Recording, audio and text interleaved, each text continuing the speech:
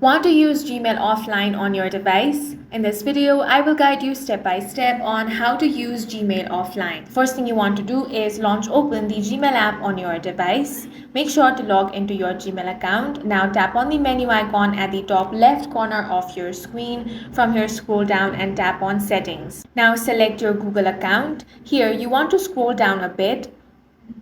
You will find the option of data usage. Here, find the option sync Gmail. Make sure that is checked. Now, you can choose days of emails to sync. Select that. Now go ahead and select your preferred days. I'm going to select 40 days. Tap OK.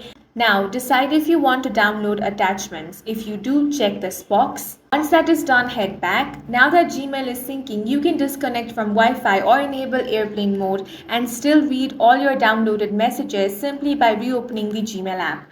Threads and attachments up to size you specified will display as if you were online. While offline, you can compose new emails, replies, or draft, and they will automatically queue in your outbox. As soon as your device regains an internet connection, Gmail will send all queued messages without any further action required.